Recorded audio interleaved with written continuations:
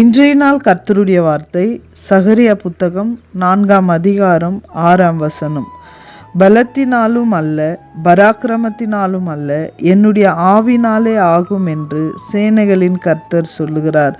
ஆம் தேவ பிள்ளைகளே, நம்மளுடைய வாழ்க்கையில் நாம் நினைக்கிற நம்மளுடைய பலத்தினால் அல்ல, நாம் நினைக்கிற நம்மளுடைய பராக்கிரமத்தினால் அல்ல, கர்த்தராகிய ஆண்டவருடைய வார்த்தையினாலும் அவர் செய்கிற செயலினாலும் மாத்திரம்தான் நமக்கு எல்லா நன்மையும் கிடைக்கும். கர்த்தருடைய வார்த்தைக்கு வல்லமை உண்டு, கர்த்தருடைய செய்கைக்கு வல்லமை உண்டு. அவர் பலமுள்ள தேவனாயிருக்கிறார், அவர் பராக்கிரமுள்ள தேவனாயிருக்கிறார்.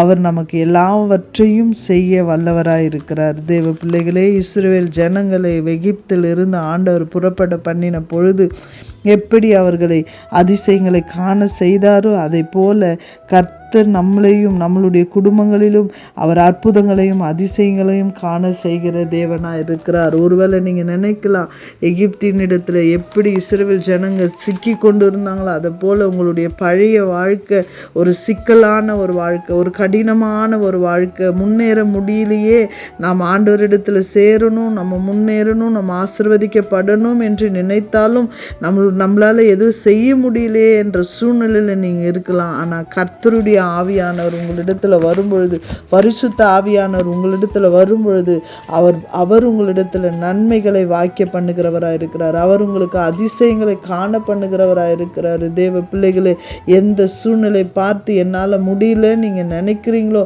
அந்த சூழ்நிலை பார்த்து சொல்லுங்க, பலமும் அல்ல, பராக்கிரமும் அல்ல, தேவ ஆவினால் எல்லாம் ஆகும் என்று விசுவாசித்து நீங்கள் செயல்படும் பொழுது உங்கள் வாழ்க்கையில் உங்களுக்கு உண்டான எல்லா நன்மைகளும் தேவன் வாய்க்க பண்ண வல்லவராயிருக்கிறார். இந்த நாள் மாத்திரம் பலன் அல்ல, ஒவ்வொரு நாளும் கர்த்தருடைய பலத்தில் நீங்கள் வாழும்படியாய் உங்களை வாழ்த்துகிறேன், ஆசீர்வதிக்கிறேன். God bless you.